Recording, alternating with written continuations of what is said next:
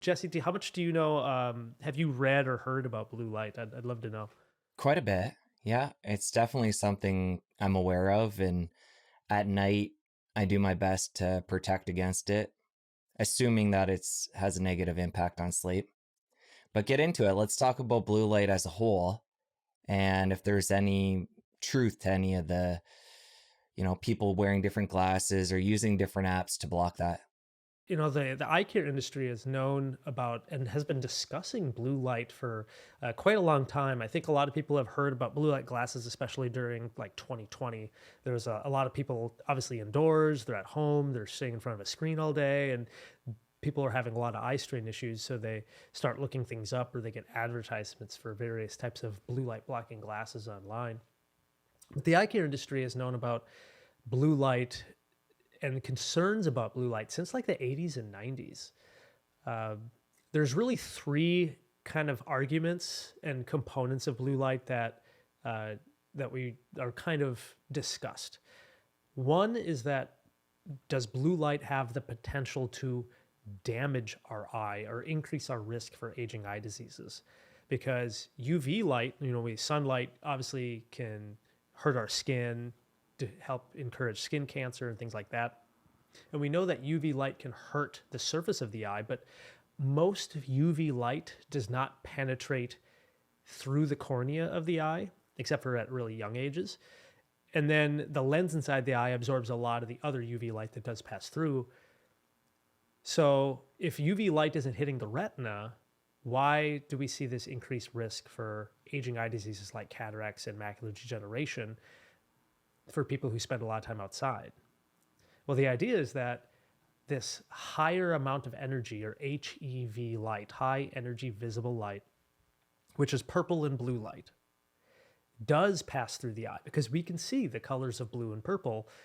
And so that means those wavelengths of light are passing all the way through and reaching the retinal tissue.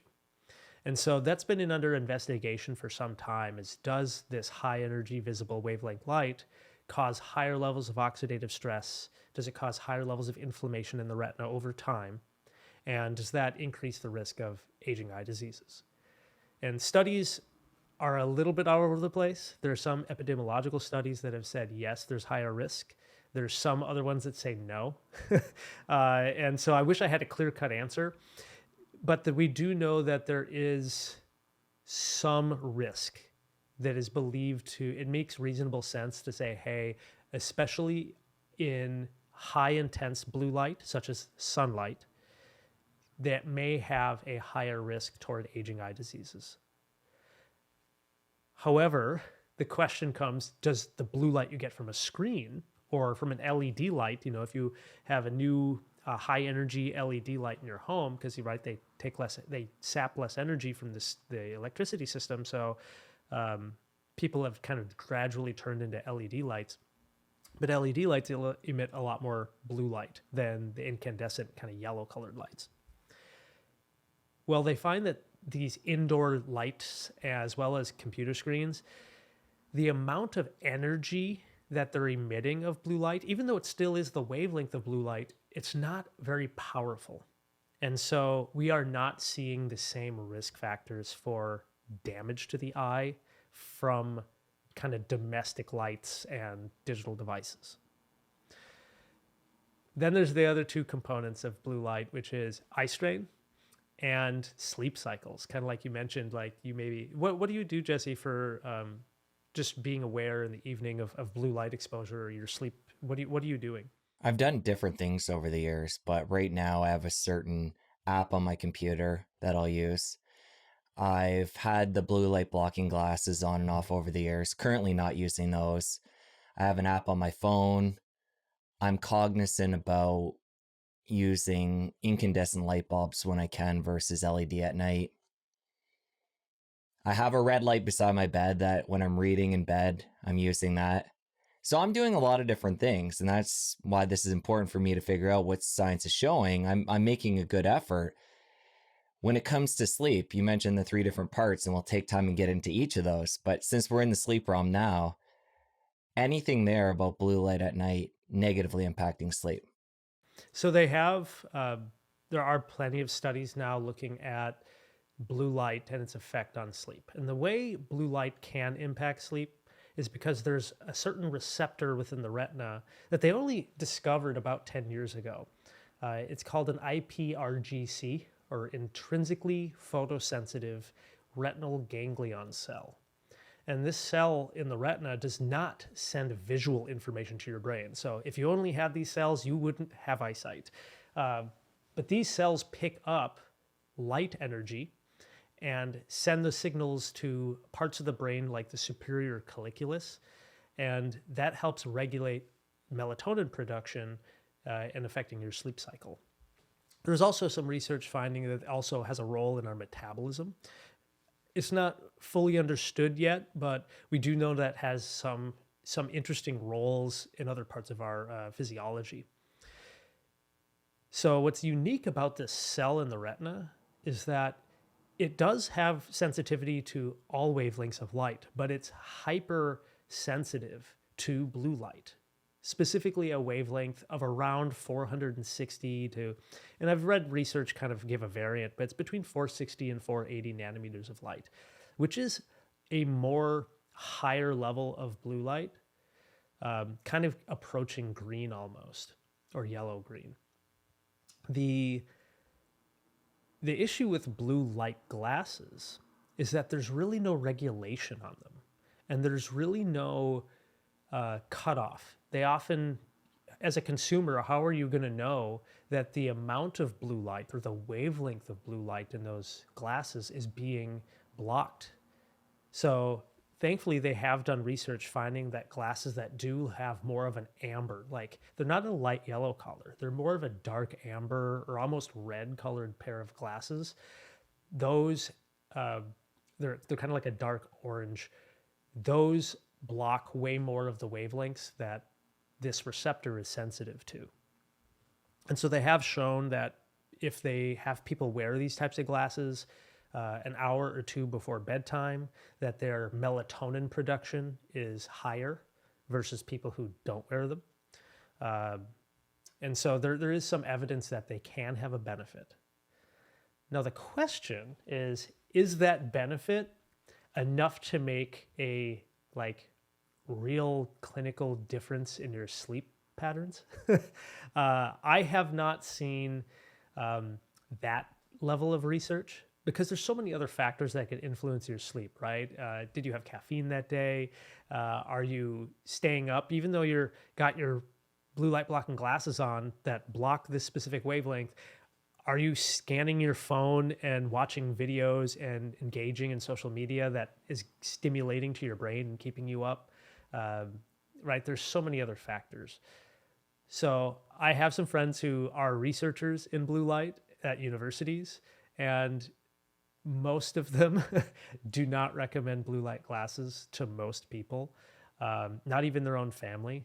They try to focus on other sleep habits, right?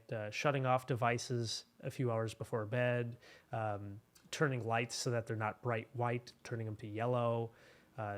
There are blue light apps now on most phones and most digital tablets, and even your desktop screens. You can turn on this night mode or blue light mode, and it'll shift everything to be a darker orange color. There are publications that show that can have an effect as well, be positive for the sleep cycle effect. So there's even new computer screens.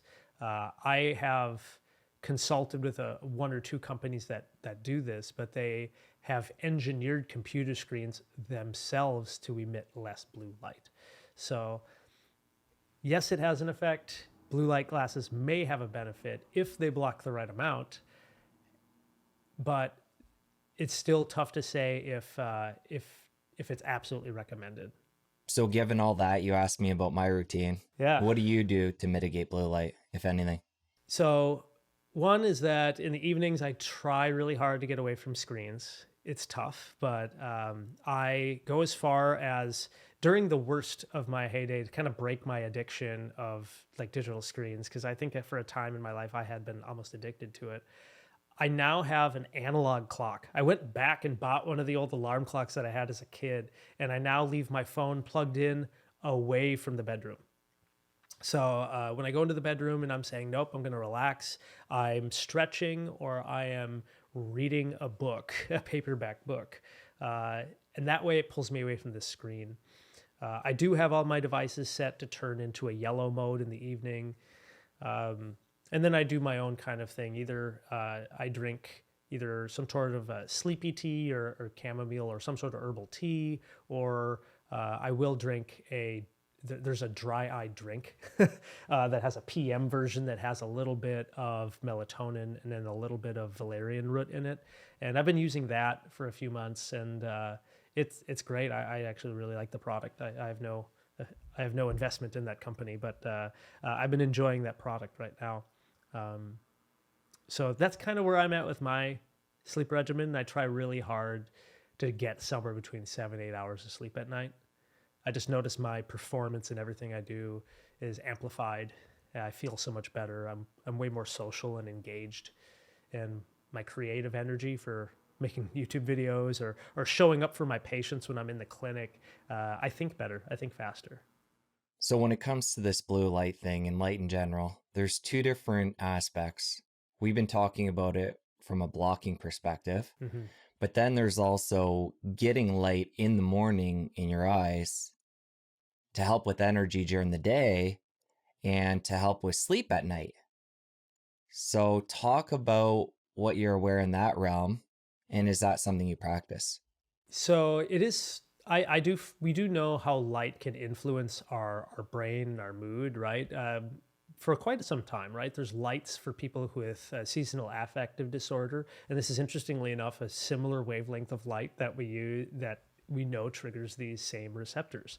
Um, so I do try to, when I wake up in the morning, I open the blinds in the house. The first thing I do is I want natural sunlight in, which can be a challenge when I spent most of my life living in Minnesota, which is a little bit the northern side of the United States. So dark in the morning when you wake up, and it's dark by like 5 o'clock in the winter.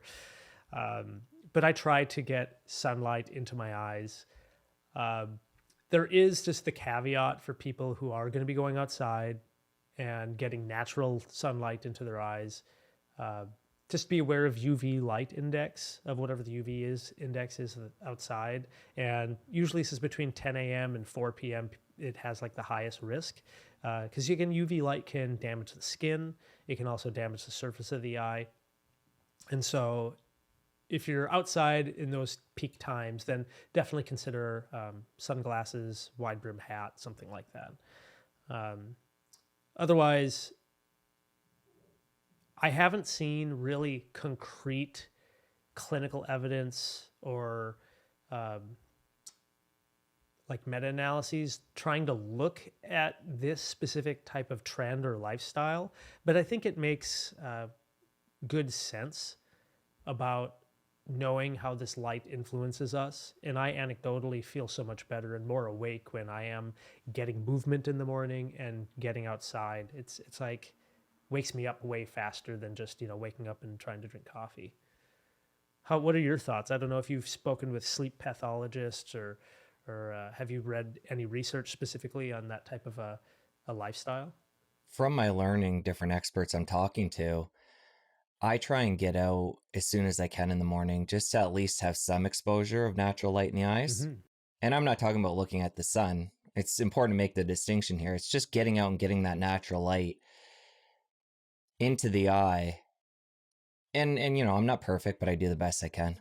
Yeah, I love that you did point out the safety of not staring directly into the sun because uh, that's another issue. Some people, I have a few patients who have done that. They've gone either through a religious practice or maybe they had a spiritual experience where they tried to stare at the sun. However, if you do that, the sun is so powerful it can burn a hole in the retina in the back of your eye. We call it solar retinopathy. And again, not only have I had a few patients who've had this, but we had that every time there's a solar eclipse around the world, like here in the United States this last year, we had a solar eclipse. And even though we were giving all these warnings to people about not staring at the sun with their naked eye, I was even on CNN talking about it. But we knew that next week that following few days after that eclipse, the number one Google searches were "Why do my eyes hurt?" And so it's just important to know that you don't want to look directly at the sun. And when it comes to that eclipse and obviously not looking at it, people that did suffer damage, is that reversible? In many cases, it's not. If it was just a brief moment, then it can be, it can come back a little bit. The few patients I've had that have had this bad episode where they did stare at the sun and there was damage, we can basically do an image in the eye clinic. We have what's called an OCT, or an optical coherence tomographer. It's kind of like getting an ultrasound of the eye, except in really high definition, and we can see the individual layers of the retina, and so we can see that certain layers are missing or gone. In one case, I educated my patient. Okay, well, might be permanent, but I wanted her to start eating basically really healthy, lots of green leafy vegetables, oily fish twice a week based on some research, and we can talk about this. But then I had her start taking some supplements of certain carotenoid supplements. And about 6 to 9 months later, we noticed improvement in her retinal cell layer, and her visual acuity also improved slightly. So it may have just been an anecdotal single case report, but it made us, obviously myself and the patient, very happy that she had signs of improvement. All right, I want to come back to the blue light piece and close that chapter of our conversation. We mentioned the 3 different aspects: damage, sleep, and eye strain. Mm-hmm. We haven't talked about the strain piece. Bring that in. So that's probably the other component where people have seen a lot of advertisements from different companies online, or maybe at one point their doctor had mentioned it. The research on blue light and eye strain is not very conclusive. I've really dug pretty heavily into it to try and understand it myself. There are some studies that do show an association, but we really don't have concrete evidence of why. And it's a very kind of just messy subject, right? There's a lot of factors involved with sitting in front of a computer. It could be your posture, it could be your blink rate, it could be that you're focusing on something so close. But there is this idea that maybe blue light or the flickering of the screen may affect your increased risk of eye strain. There are some studies looking at glasses, like blue light glasses, and they've largely concluded that blue light glasses don't help with eye strain. But I also will push against that, saying that those research studies are poorly done. They only use one type of blue light glasses, and you always have to question what wavelength of blue light are they blocking. And they usually do them only for like 2 hours, where most of us are in front of a screen for 13 plus hours a day. I always kind of give the analogy of like, that's like taking a marathon runner who runs marathons professionally and then saying, hey, I want you to wear these shoes. I want you to run 1 mile. Tell me, do they feel better? It's hard to really make that judgment. So I would say right now, anecdotally, a lot of people in the clinic, patients who come in, they do report that they've either tried blue light glasses and they've helped, or they feel like at least it helps reduce fatigue, or it feels comforting to their eyes that things have this slight little yellow appearance to them. So there's at least the anecdotal component there, but for anybody who really wants to nerd out in the science, you probably won't find very concrete evidence that blue light glasses help much with eye fatigue, other than versus placebo. You quickly mentioned flicker there. I know the software I have on my computer here, that's one of the things it addresses. It's called Iris, Mm-hmm. and it addresses the blue light piece like we've been talking about, and flicker. So is that something you're concerned about when it comes to the eyes, something you block? So flicker is a really interesting topic. I can't say that I'm the absolute expert in understanding flicker. I'll have to ask one of my friends and colleagues, who is she's a leading expert in ocular motion and kind of the neurological components of eye movements and flicker. But we do know that, again, computer screens, they're not a solid image, right? For anybody who hasn't dug into how screens work, they're actually constantly flashing. Even LEDs, they're not a solid light that's just being emitted. It's technically flickering at a very fast rate. It's like on off, but so fast that your brain perceives it as a solid image or a solid light. And so there is they have found that some flickery rates of lights can affect our neurological system. In fact, do you know how they discovered the epileptic seizure component of flickering lights? You know, at the beginning of like movies and video games, it'll say like, "Hey, warning! If you have a history of epileptic seizures, this game may have flashing lights," that sort of thing. I've seen it. I don't know the history. It was because of fire alarms. When they first invented fire alarms inside of buildings, they would have a flash, right? Have you ever seen the flash? Like it's super slow now. Like modern ones are very flash and they wait a little bit and then you see a flash again. When they first came out, they were so fast that for people who are deaf, because that's why the light's on there, for people who can't hear, the flashing light would tell them that, hey, there's a fire. But for a few people, it would trigger their epileptic seizures. So for some people, some people are more susceptible, whether they have a history of seizures or perhaps they have something else going on. Maybe they have bad head injuries, head, neck, brain injuries, but we can be hypersensitive to flicker rates. And there is at least some theories that either screens or even while we're driving down the road at nighttime, you know, all new headlights are like LEDs now. They seem like they're a steady light, but they're all actually flickering really fast. And while visually we see them as solid lights, is our brain in fact picking up that they're flickering, and is our brain reacting differently to them? So there is some concern there. Have you noticed? I don't know.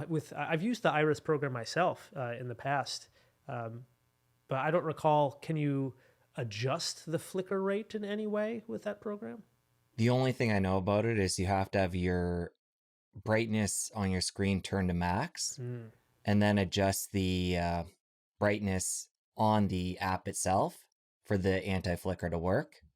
And I don't know anything other than that. Okay. I use it, but I haven't noticed a difference specifically. Okay. I think that there are people who are probably more sensitive to the flicker. In fact, I more or less know some people are. I haven't dug specifically into that research myself, but I have had patients who report hypersensitive to some computer screens, like some screens versus others, like it may be a software difference, a software or hardware difference.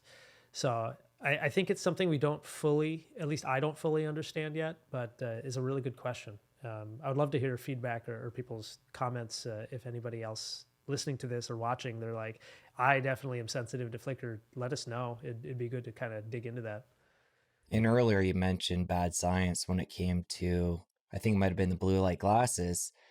I think we all have to keep in mind science is one piece of this, but it's not perfect. We don't necessarily have studies, and we often don't, on all these different pieces. There's so many different variables even when we do have science. There's junk science, there's sponsored science. I'm not saying avoid looking at science. It's great, but it's a piece of all this. 100%. Very well said. If you enjoyed that clip, you're going to want to head over here and catch the full episode. I'll see you over there. Diabetes affects the eyes significantly. Not only does diabetes increase the risk for things like cataracts, diabetes affects the blood vessels throughout your body. And the retina in the back of the eye is one of the most highly vascular organs in your body too, next to the kidney.